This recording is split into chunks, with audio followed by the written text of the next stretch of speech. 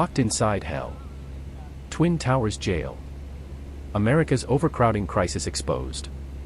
This documentary examines the systemic failures inside Twin Towers Correctional Facility, once the largest jail in the United States.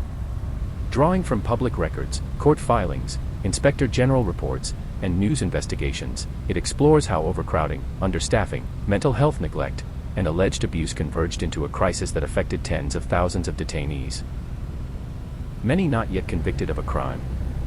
It was supposed to be a place of temporary confinement, 3 meals a day, medical care, and a court date.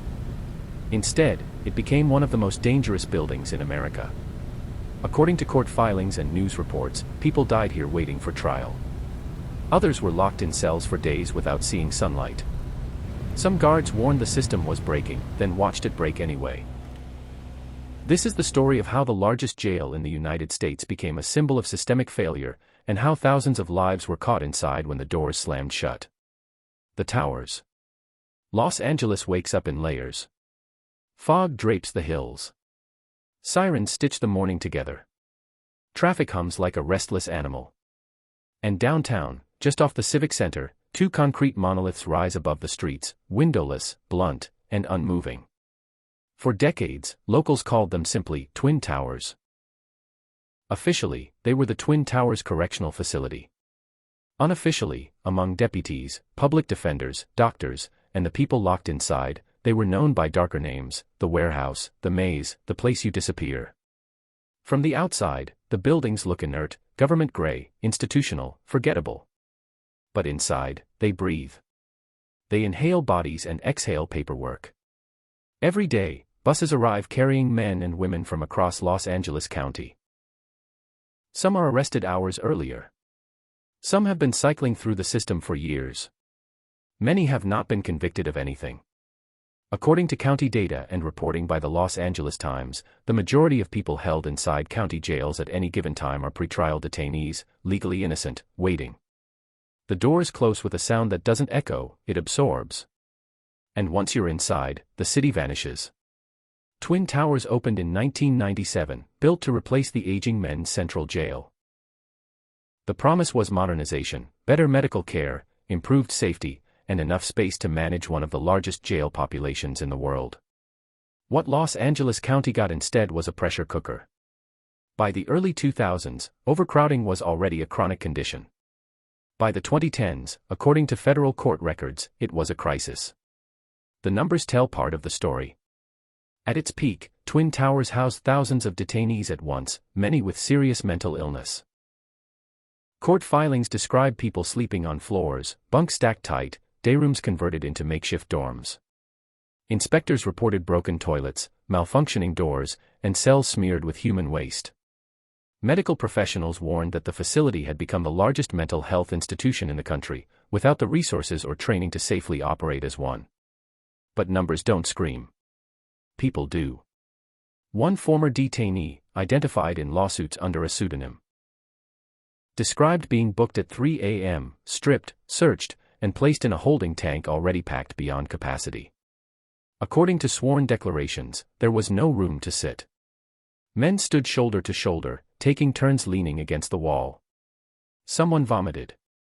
Someone else started shouting that voices were telling him to hurt himself. Deputies moved down the line, counting heads, not stopping. Overcrowding is not just a lack of space. It's a chain reaction. More bodies mean more tension. More tension means more use of force. More force means more injuries, more lawsuits, more fear. According to reports by the U.S. Department of Justice and California state oversight agencies, the Los Angeles County jail system, particularly Twin Towers, struggled for years with excessive force incidents, especially involving mentally ill detainees. Inside the towers, mental illness was everywhere. Public defenders, doctors, and judges all said the same thing in different words.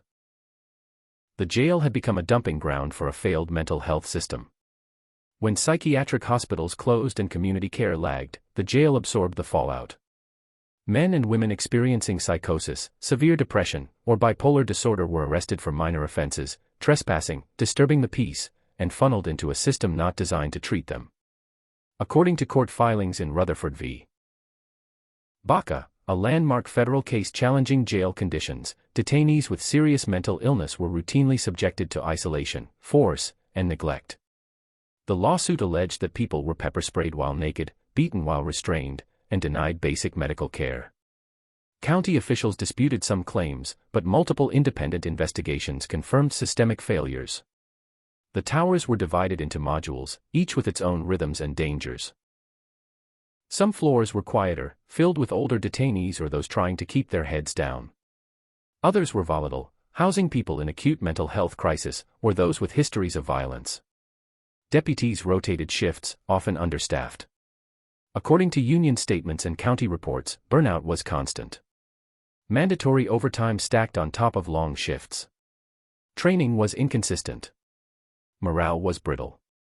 When something went wrong, and it often did, it happened fast. A fight in a day room could turn into a pile-on in seconds. A medical emergency could go unnoticed for hours if staffing was thin. News reports documented cases where detainees died after being left unattended, their pleas for help unheard. In some instances, surveillance cameras captured the aftermath, bodies slumped, cells eerily still, deputies arriving too late. One case, widely reported, involved a mentally ill detainee found unresponsive in his cell. According to the county medical examiner, he died of complications related to untreated illness and restraint. His family later filed a wrongful death lawsuit, alleging negligence. The county settled without admitting wrongdoing. These were not isolated tragedies. They were symptoms. Administrators knew the towers were failing. Internal emails and memos, later disclosed in court, warned of dangerous levels of overcrowding. Civil rights monitors appointed by federal judges issued report after report detailing the same problems: excessive force, inadequate medical care, broken infrastructure. Each report ended with recommendations. Each year, the population kept rising. Why didn't the system stop? Part of the answer lies in scale. Los Angeles County is massive, over 10 million residents. Its jail system processed tens of thousands of people annually. Closing Twin Towers or drastically reducing its population would require alternatives: mental health beds, diversion programs, housing. Those cost money. They require coordination. They require political will. And for years, the county defaulted to the cheapest option: keep the towers open. Inside, the consequences were immediate. Detainees learned the rules quickly. Don't draw attention. Don't ask for help unless you're desperate. Sleep when you can. Eat fast. Keep your back to the wall. According to affidavits collected by civil rights attorneys, some people intentionally broke minor rules just to be moved, to escape a violent cellmate, to get medical attention, to feel seen. Guards learned rules too. Keep moving. Don't get isolated. Don't let the tier control you. Veterans warned rookies which modules were hot, which detainees were frequent flyers, which doors jammed when you needed them most. According to whistleblower accounts reported by local media, some deputies felt trapped between policy and reality, told to maintain order without the staff or tools to do it safely. The architecture didn't help. Twin Towers was built like a fortress, not a hospital. Long corridors, blind corners, heavy doors. Surveillance cameras watched, but watching is not the same as intervening. When violence erupted, response teams sometimes arrived late, delayed by locked gates and malfunctioning radios. Every day began the same way: count, feed, move, lock. And every day carried the same risk, that something would go wrong, that a routine moment would tip into chaos. Outside the towers, life went on. Courtrooms buzzed. Politicians debated budgets. Voters passed ballot measures promising reform. Inside, time collapsed. Days blurred. Weeks disappeared. Some detainees lost track of their own cases, their own names reduced to booking numbers. According to public defenders interviewed in investigative reports, clients emerged from Twin Towers changed, quieter, angrier, traumatized. Some had visible injuries. Others carried invisible ones. Anxiety. Paranoia. Nightmares. The jail was supposed to hold people. Instead, it broke many of them. By the mid-2010s, pressure mounted. Federal judges threatened contempt sanctions. Civil rights groups demanded closures. The county announced plans to replace Twin Towers with a mental health treatment center. But plans moved slowly. Construction stalled. Meanwhile, the towers kept filling. And then came the deaths that made headlines. News reports chronicled a series of fatalities, suicides, overdoses, medical neglect, each sparking outrage, each followed by promises of change. County officials cited staffing shortages. The sheriff's department cited the sheer volume of detainees. Advocates cited decades of neglect. No one denied the truth everyone inside already knew: Twin Towers was overcrowded beyond safe limits. This chapter is not about one crime. It's about a system where crime, illness, and bureaucracy collided. A place where being accused was enough to put you at risk. Where the line between punishment and pretrial detention blurred into something harsher. And this is only the beginning. Because to understand how Twin Towers became what it was, you have to follow the people inside: detainees, deputies, doctors, and the decisions made far above their heads. You have to trace the lawsuits, the warnings ignored, the reforms delayed. You have to step deeper into the building, past the intake desks and holding tanks, into the tiers where the real story unfolds. That story starts with one simple question that haunted everyone who worked there. How many people can you lock inside a place before it stops functioning and starts destroying lives? The mental health warehouse. By the time the buses rolled into the Sally Port at Twin Towers, the paperwork already told a story. Booking sheets flagged medications. Intake forms checked boxes for schizophrenia, bipolar disorder, major depression. Red ink circled phrases like suicidal ideation and auditory hallucinations. According to county records and federal court filings, nearly half of the people held inside the facility at various points were classified as having some form of mental illness. Thousands were labeled seriously mentally ill. That statistic alone should have changed everything. Instead, it changed almost nothing. Twin Towers was never designed to be a psychiatric hospital. Its walls were concrete, its cells steel, its response protocols rooted in custody and control. But as state hospitals closed and community treatment programs failed to keep up, the jail absorbed the overflow. Judges ordered people into custody because there was nowhere else to send them. Police officers arrested people during psychotic episodes because emergency rooms were full. And Twin Towers became, by default, the largest mental health institution in the United States, according to multiple investigative reports. Inside, the contradiction was impossible to ignore. People in crisis were locked into an environment that intensified crisis. Mental health units occupied entire floors of the towers. On paper, these units were meant to provide treatment, monitoring, and stabilization. In reality, according to sworn testimony from doctors and detainees, they were often indistinguishable from punitive housing. Cells were small. Lights stayed on. Noise never stopped, doors clanging, men shouting, deputies barking orders down echoing corridors. One psychiatrist, testifying in federal court, described the units as clinically inappropriate and predictably harmful. The jail, he said, was trying to do therapy with handcuffs. For people experiencing psychosis, the environment could be unbearable. Imagine hearing voices telling you you're in danger, then being locked in a concrete box where every sound feels like a threat. According to civil rights lawsuits, some detainees reacted by banging their heads against walls, flooding cells, or screaming for hours. Others shut down completely, lying motionless on bunks, refusing food, losing weight rapidly. When behavior escalated, deputies responded with the tools they had: pepper spray, batons, physical force. According to reports by the U.S. Department of Justice, these tools were used far too often on mentally ill detainees, sometimes with catastrophic results. One incident, cited repeatedly in Oversight reports, involved a man with schizophrenia who refused orders during a psychotic episode. Surveillance footage reviewed by investigators allegedly showed deputies entering his cell and using force while he was restrained.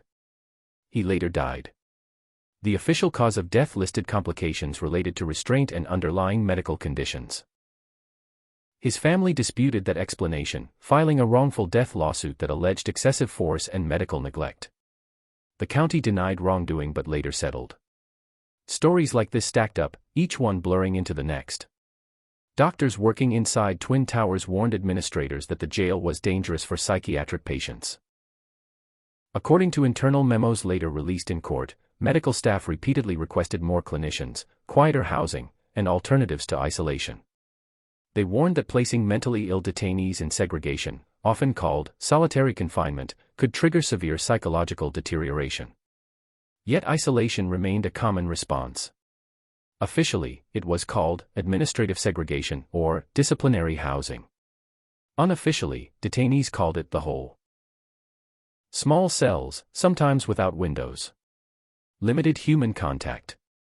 According to court filings, some mentally ill detainees were held in these conditions for days or weeks, despite clear medical contraindications. One detainee, identified under a pseudonym in a federal lawsuit, described being placed in isolation after smearing feces on his cell wall during a psychotic break. He said he was left alone, naked, with no mattress, for more than 24 hours. His account was later partially corroborated by jail logs showing restricted clothing and bedding. County attorneys argued the measures were necessary for safety. This tension, between safety and harm, ran through every decision inside the towers. Deputies were not trained as mental health clinicians. According to training records cited in news investigations, many received only minimal instruction on de-escalation techniques for psychiatric crises. When confronted with unpredictable behavior, they defaulted to control. Some deputies tried to help, bending rules to get detainees medical attention. Others grew hardened, viewing repeated crises as manipulation or defiance. Burnout was endemic. According to statements from the deputies' union, staffing shortages meant fewer people on each shift, overseeing more detainees with higher needs. Mandatory overtime piled up. Mistakes became inevitable. And when mistakes happened, the consequences were severe. Medication management was another breaking point. Thousands of detainees entered Twin Towers already prescribed psychiatric drugs. Continuity of care depended on accurate records and timely dispensing. According to court monitors, delays were common.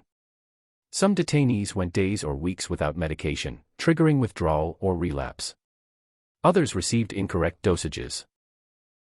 A former detainee, interviewed by reporters, described arriving with a documented prescription for antipsychotic medication. He said he repeatedly requested his meds, filing medical requests that went unanswered.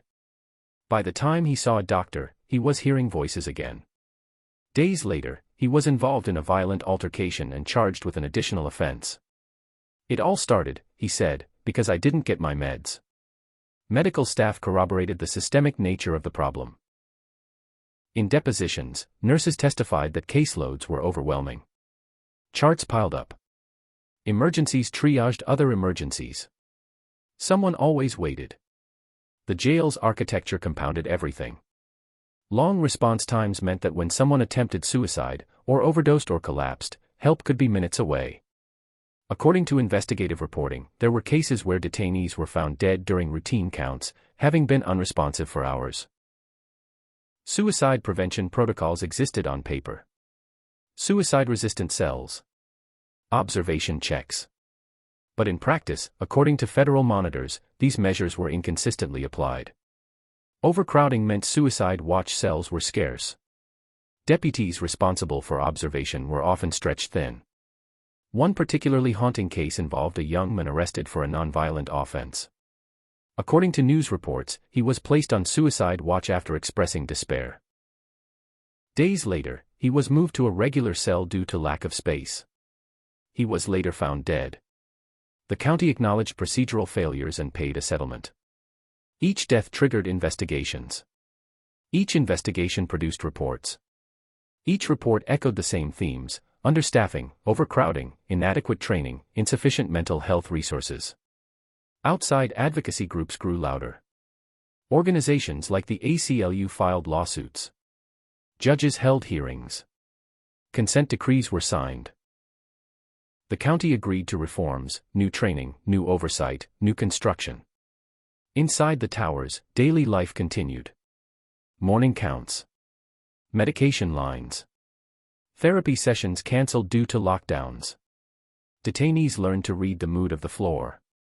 A calm day meant less force, fewer lockdowns. A tense day meant chaos. Some detainees tried to self-medicate. According to jail incident reports cited in media coverage, contraband drugs circulated despite security measures. Overdoses occurred.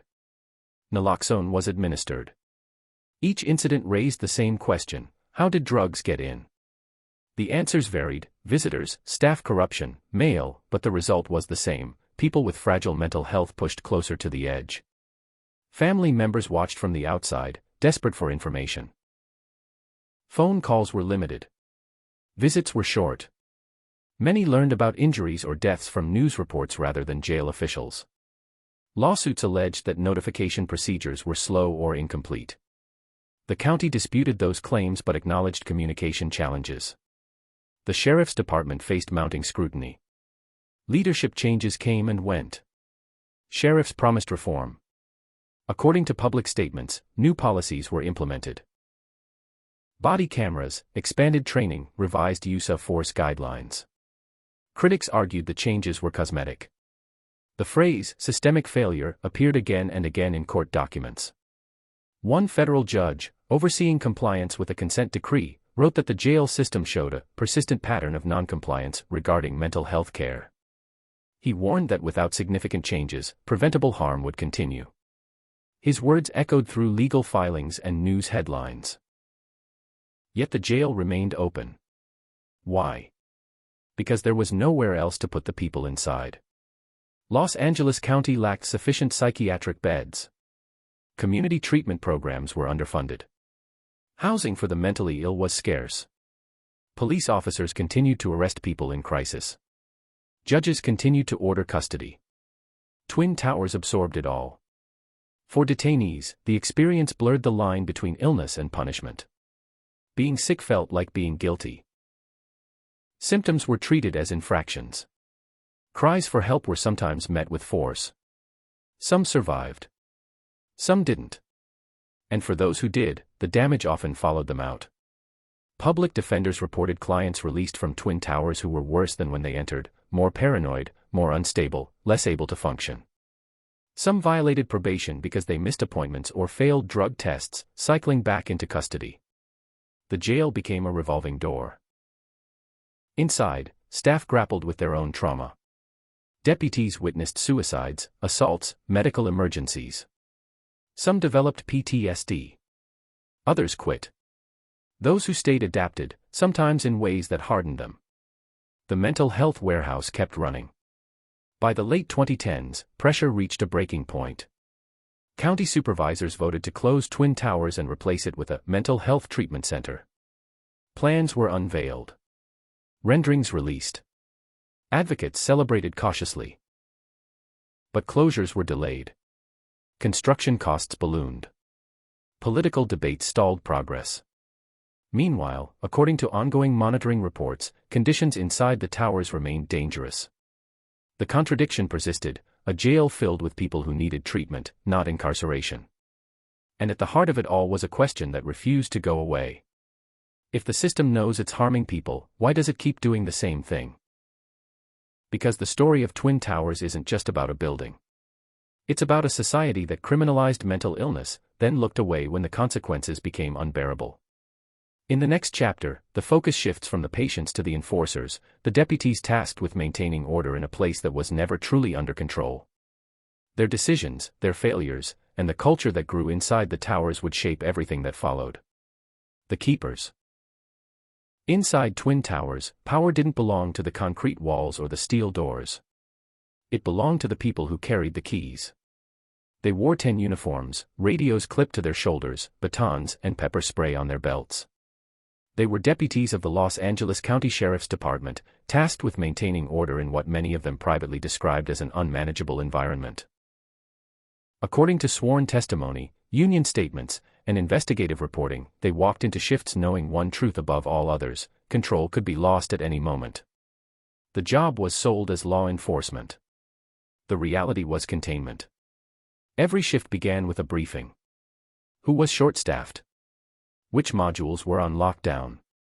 Which detainees were problems? Names passed quietly, sometimes with warnings attached: violent history, mental illness, prior assaults on staff. Deputies memorized the information because forgetting could get someone hurt. Then they stepped onto the floors. Noise hit first. Shouting. Metal clanging. Radios crackling. The smell followed: bleach, sweat, sometimes sewage when plumbing failed. Deputies learned to read the air. A tense silence could be worse than chaos. Silence meant something was building. According to internal reviews, many deputies assigned to Twin Towers had limited experience when they arrived. Jail assignments were often considered entry-level or punitive postings within the department. Some deputies wanted patrol duty. Some wanted investigations. Instead, they found themselves supervising hundreds of detainees inside a concrete maze. Training emphasized officer safety. Maintain command presence. Issue clear orders. Use force if necessary. De-escalate when possible, but always retain control. According to experts who reviewed the training curriculum for federal monitors, the balance tilted heavily toward enforcement, not care. That imbalance mattered most on mental health floors. Deputies were expected to manage detainees experiencing hallucinations, paranoia, and suicidal ideation, often with little clinical support immediately available. When someone refused orders or acted erratically, deputies faced split-second decisions.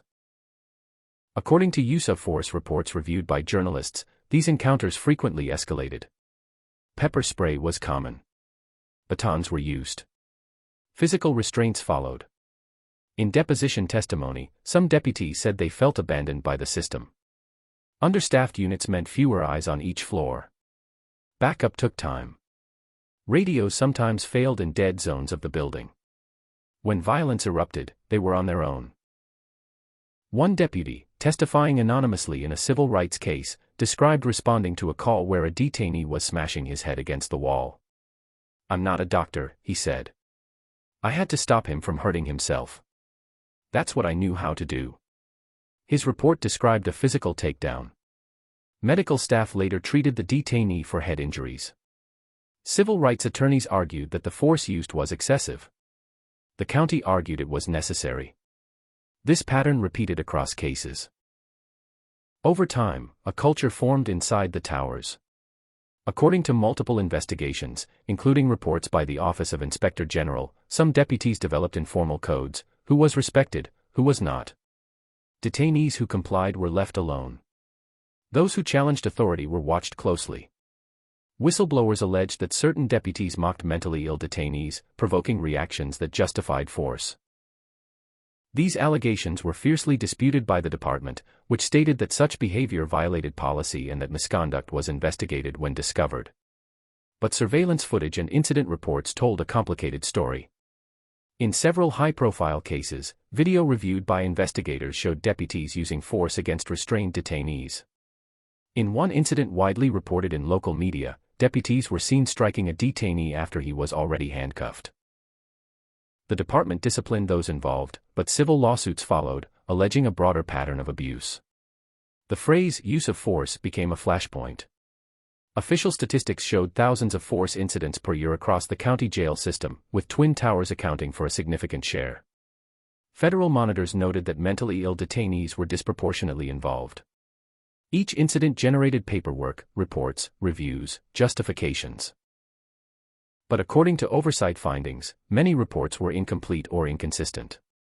Accountability was elusive. Internal affairs investigations moved slowly. Deputies accused of misconduct were often reassigned rather than removed. Unions fought discipline, arguing deputies were being scapegoated for systemic failures. Advocates argued the opposite, that deputies operated with near impunity inside a closed system. Both sides claimed to be trapped. The deputies' union released statements warning that overcrowding endangered staff. They cited assaults on deputies, injuries, and burnout. According to union data cited in news reports, deputies suffered broken bones, concussions, and psychological trauma. Some filed workers' compensation claims for PTSD. Those injuries fed resentment. Some deputies came to view detainees not as people awaiting trial, but as threats to be managed. Language hardened. Empathy thinned. This was not universal, but it was present enough to shape the environment. One former deputy, interviewed years after leaving the department, described a gradual shift. "At first, you try to help," he said. After a while, you're just trying to get through the shift without someone getting hurt, including you. That mindset collided with policy reforms. Under pressure from federal courts, the department implemented new training on de-escalation and crisis intervention. Body cameras were introduced in some jail settings. Use of force policies were revised. On paper, change was happening. In practice, according to Monitor reports, compliance lagged. Body cameras weren't always activated. De-escalation techniques weren't consistently used. Supervisors sometimes failed to intervene. When incidents occurred, reviews focused on whether policy was technically violated, not whether force could have been avoided altogether. The physical design of Twin Towers amplified every problem. Long CT lines meant deputies supervised dozens of detainees at once. Blind spots allowed assaults to happen unseen. Doors malfunctioned. Radios cut out. When a deputy was attacked, response time mattered, but help could be minutes away.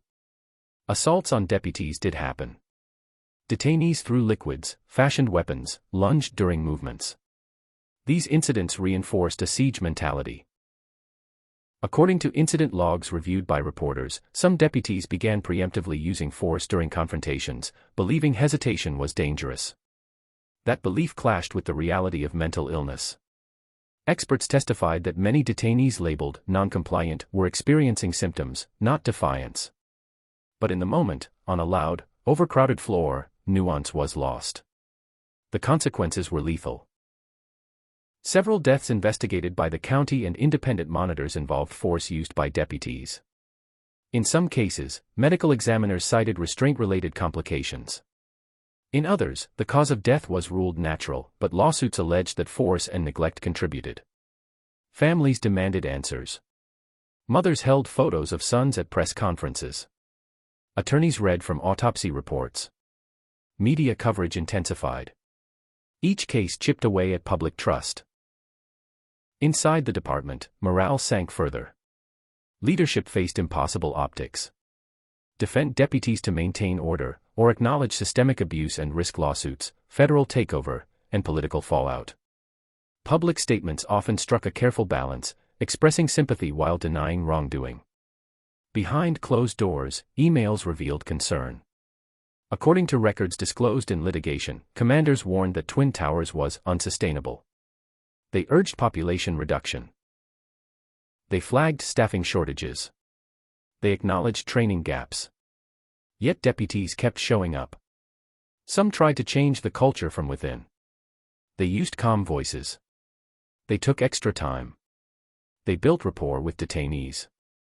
According to interviews conducted by oversight agencies, these deputies often de-escalated situations successfully. But they were exceptions in a system that rewarded speed and compliance. When deputies were disciplined, the consequences varied. Some were suspended. Some were fired. Others were reinstated after arbitration. The inconsistency fueled anger on all sides. Civil rights groups accused the department of protecting abusers. Deputies accused the county of sacrificing them politically. The truth lay somewhere in between, a system that put people in impossible positions and then punished them when outcomes were bad. By the late 2010s, the narrative solidified: Twin Towers was not just overcrowded, it was out of control. Federal judges took notice. In hearings, they questioned whether the sheriff's department could safely operate the facility. They cited repeated failures to protect detainees' constitutional rights. They warned of sanctions. The department responded with reform plans.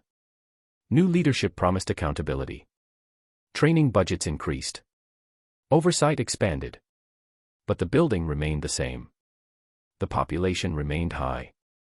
And deputies remained the frontline enforcers of a broken system. Every key turn, every cell extraction, every order shouted down a tier carried the weight of that failure. Deputies locked doors knowing what was behind them. Detainees listened to footsteps, knowing who held the power. The keepers were kept by the place as much as the people they guarded.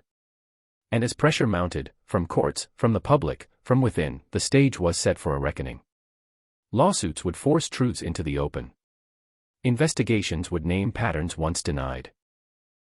And the question that haunted Twin Towers would finally be asked out loud. Who is responsible when a system designed to contain crime becomes a machine that produces harm?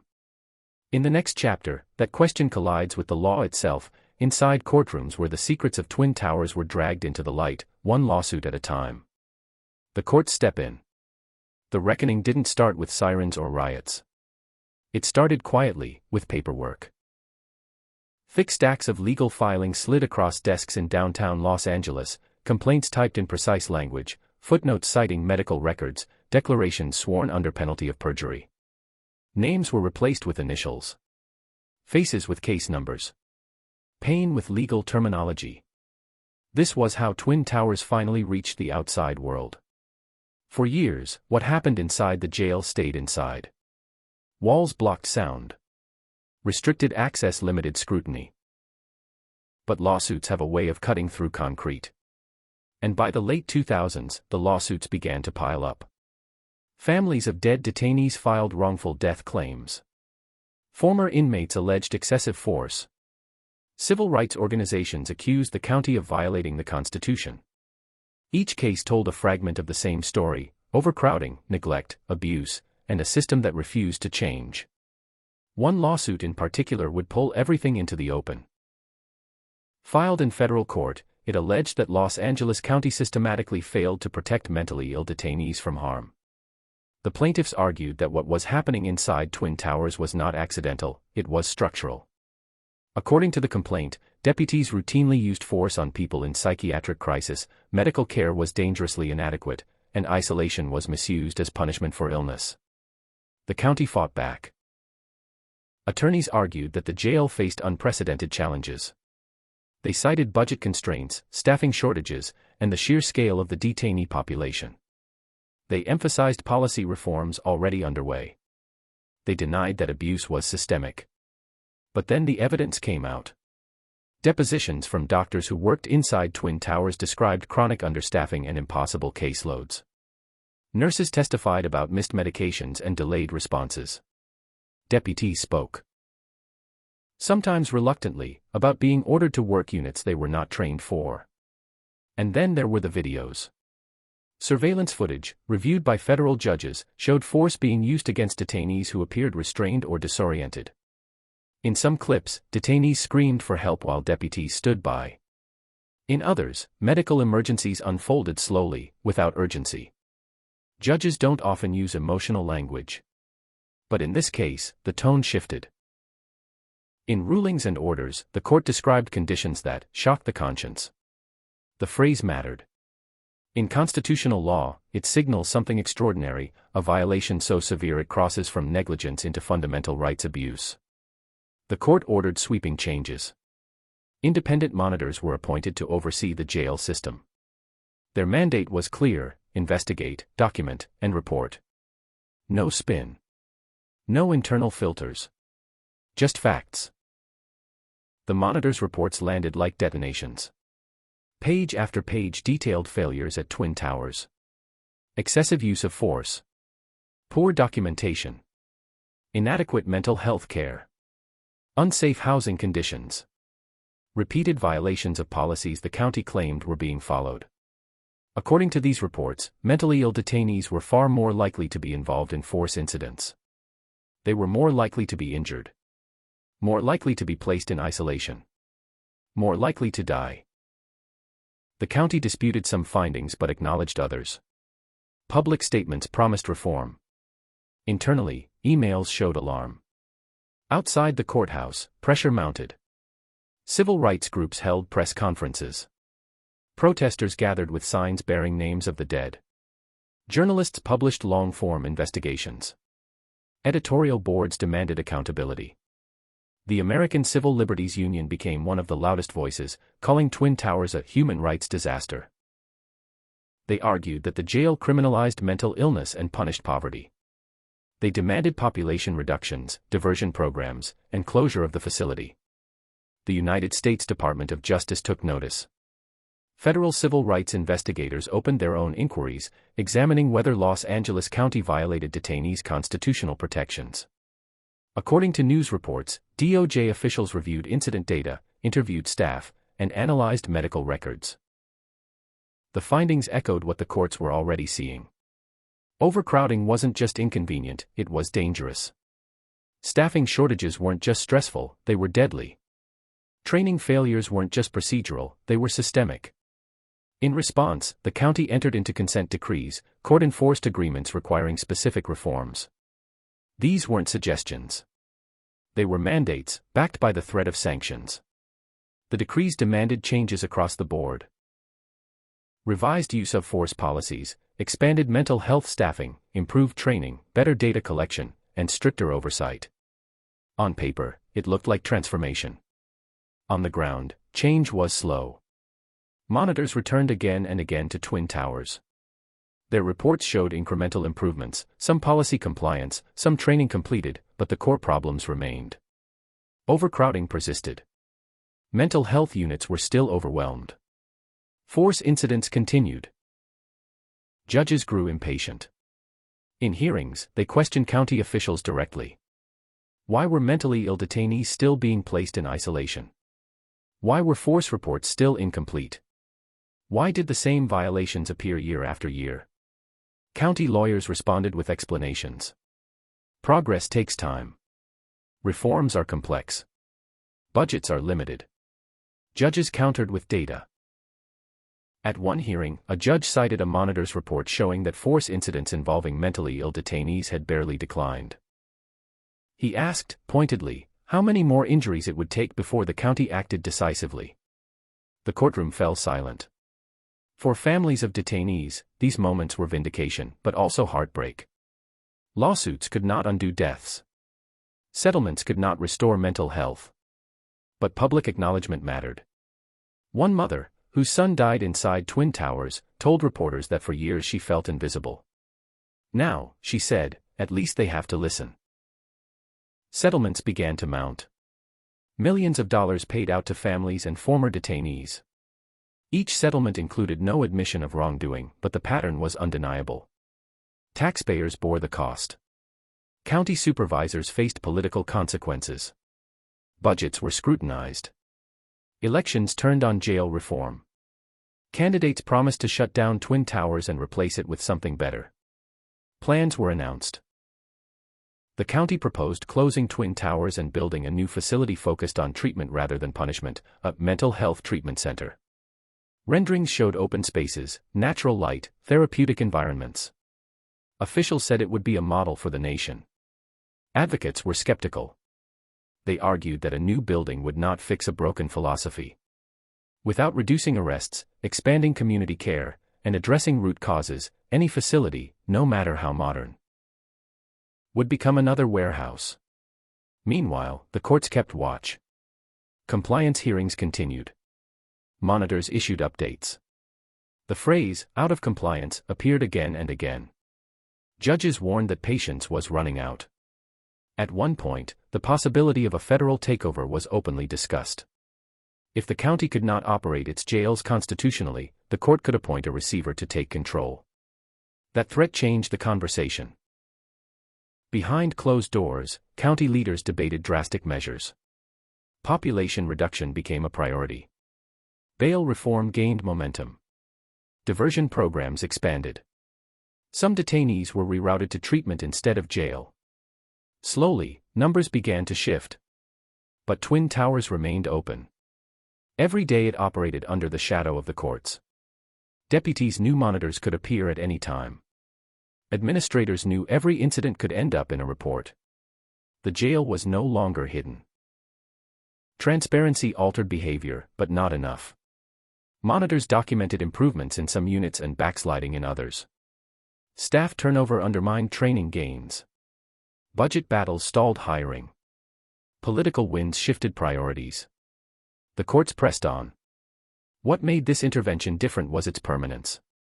Unlike internal investigations, court oversight did not end when headlines faded. It continued year after year, forcing the county to confront uncomfortable truths repeatedly.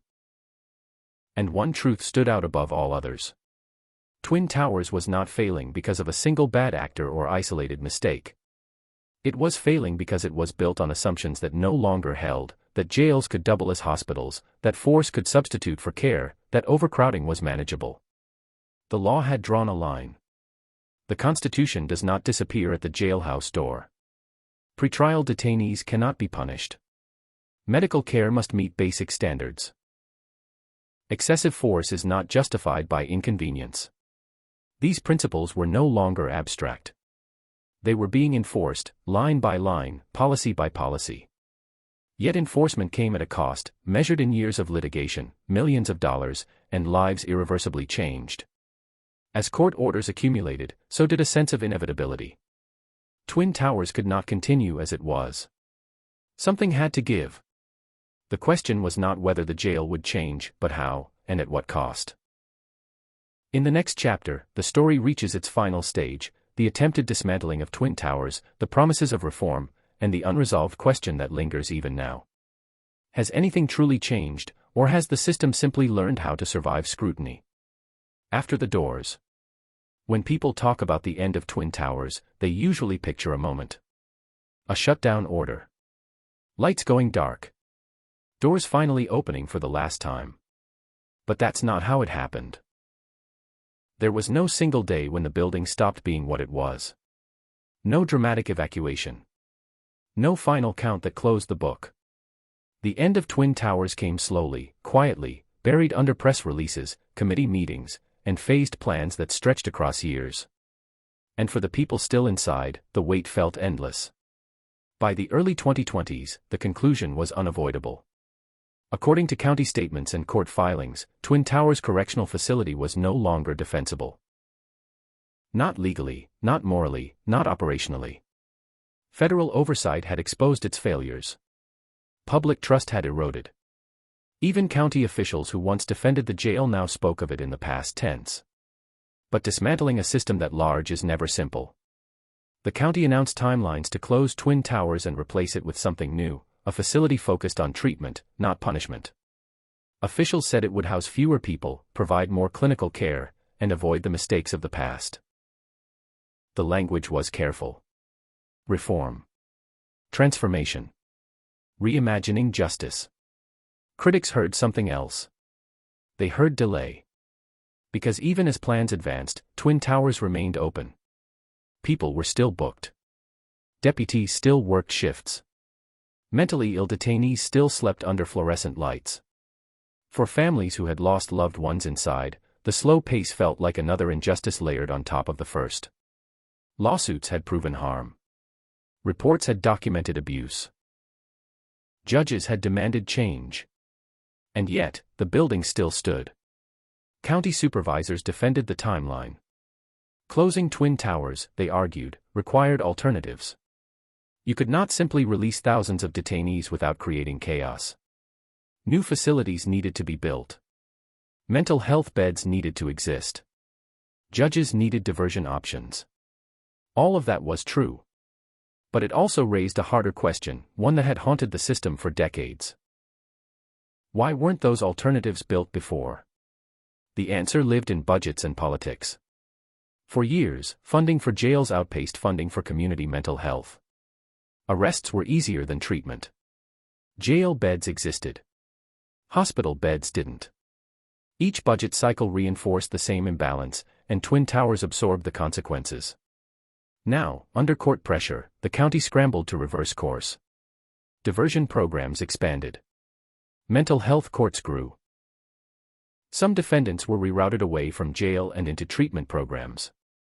Bail reform reduced pretrial detention for low-level offenses. According to county data cited in news reports, the jail population began to decline. Not enough to close Twin Towers immediately, but enough to change the conversation. Inside the jail, conditions shifted unevenly. Some units saw fewer detainees, easing overcrowding. Others remained packed. Staffing improved in some areas and worsened in others as deputies transferred or retired. Federal monitors noted progress in policy compliance but continued to flag serious deficiencies. The building aged faster than reforms could keep up. Plumbing failed more often. Doors jammed. Maintenance requests piled up. According to internal reports, repairing Twin Towers was becoming more expensive than replacing it.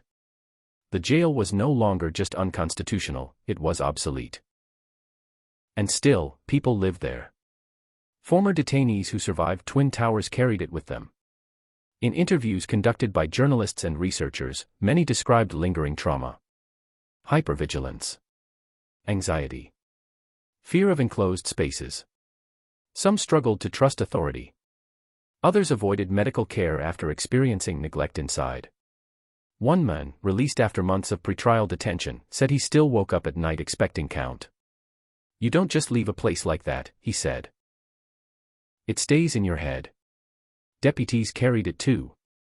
Some left the department entirely. Others transferred to different assignments. Those who stayed described a complicated mix of relief and resentment.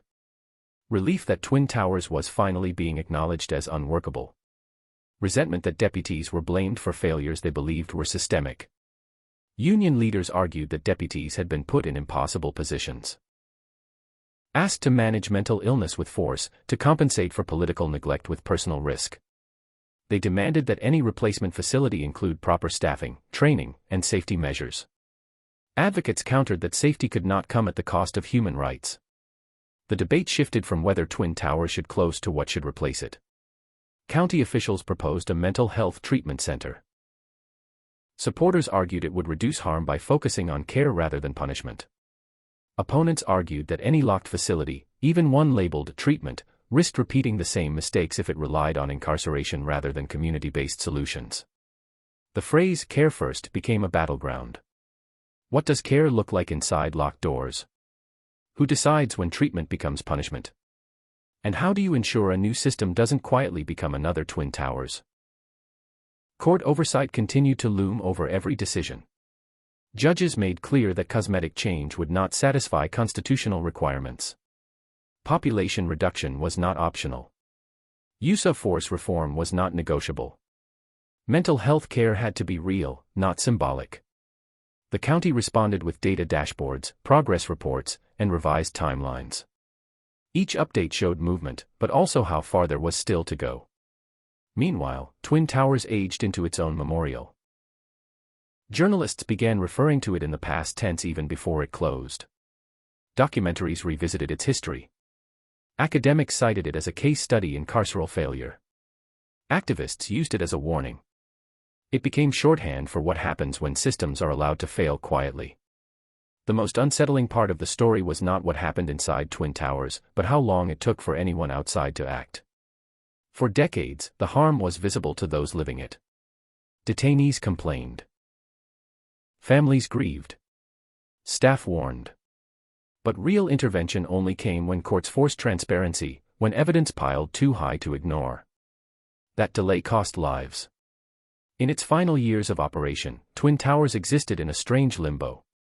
It was condemned in principle but operational in fact. Every day it stayed open felt like borrowed time. Some detainees were transferred out. Others were released. Some never left alive. Eventually, the county set firm closure dates. Announcements were made. Press conferences held. Officials spoke of lessons learned. When the population finally dropped low enough, floors were shut down. Lights turned off. Housing units emptied. The building grew quieter. Not peaceful. Just quiet. What remains now is not just concrete and steel, but precedent. Twin Towers forced Los Angeles County to confront uncomfortable truths. That jails cannot substitute for healthcare, that overcrowding is a policy choice, that ignoring mental illness turns custody into cruelty. Those truths are not confined to one building. Across the United States, jails and prisons still function as de facto mental health institutions. Overcrowding persists. Lawsuits continue. The conditions that created Twin Towers exist elsewhere, waiting for attention or tragedy. The question this story leaves behind is not whether Twin Towers failed. It did. The question is whether the system that built it has truly changed, or whether it has simply learned how to spread the same failures more quietly. Because systems don't collapse all at once. They normalize harm. They routinize suffering. They make the unthinkable ordinary. Twin Towers was not an anomaly. It was a mirror.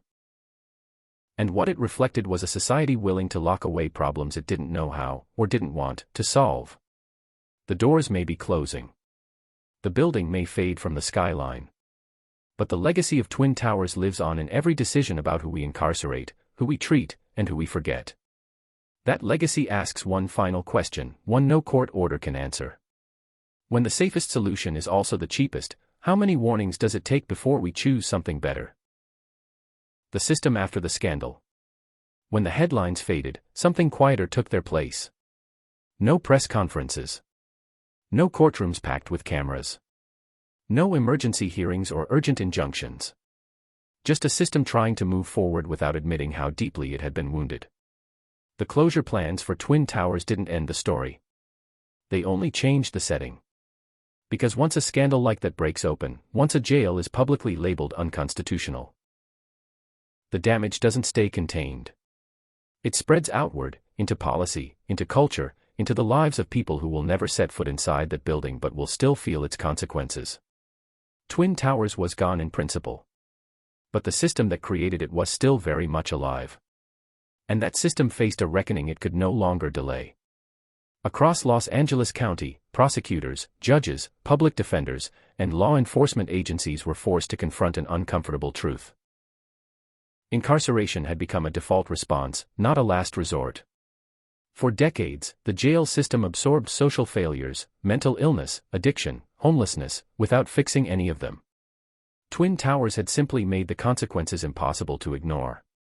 In the months following major court interventions, internal reviews quietly circulated among county agencies.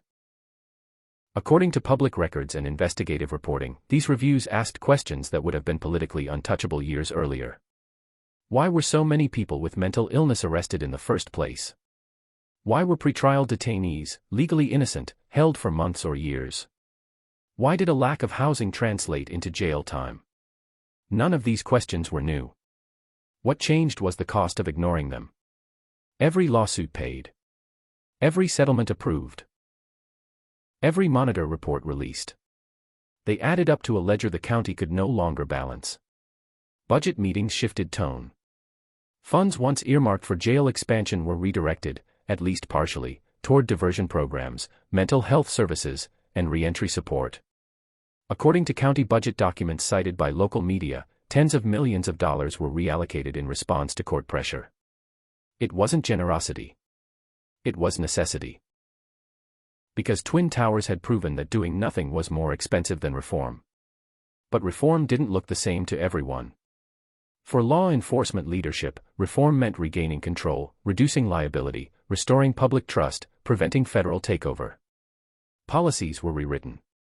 Training programs expanded. New metrics were introduced to track use of force and medical response times. For prosecutors, reform meant reassessing charging decisions. Low-level offenses that once guaranteed jail time were reconsidered. Diversion options expanded. Some cases were declined outright, especially when mental illness was clearly involved. For public defenders, reform was bittersweet. They had been warning about Twin Towers for years. Now the system was listening, but only after irreparable harm had already been done. And for the people most affected, the detainees, the changes came unevenly, if at all. Some benefited immediately. Mental health diversion programs allowed defendants to receive treatment instead of incarceration. Bail reform reduced the number of people held solely because they couldn't afford release. Court backlogs shrank. Others fell through the cracks. Homeless defendants were diverted into programs that lacked long-term housing. Mentally ill individuals were placed on waitlists for treatment that didn't exist at scale. Judges, wary of public backlash, sometimes defaulted back to custody when programs failed. The cycle didn't disappear. It slowed. Inside the remaining jail facilities, the shadow of Twin Towers lingered. Deputies operated under heightened scrutiny. Every use of force incident carried the risk of litigation. Body cameras were activated more consistently. Supervisors intervened earlier. But pressure cuts both ways. Some deputies reported hesitating in dangerous situations, worried that decisive action could end careers. Others felt unsupported, caught between reform mandates and real-time threats. According to union statements and internal surveys reported in the media, morale remained fragile.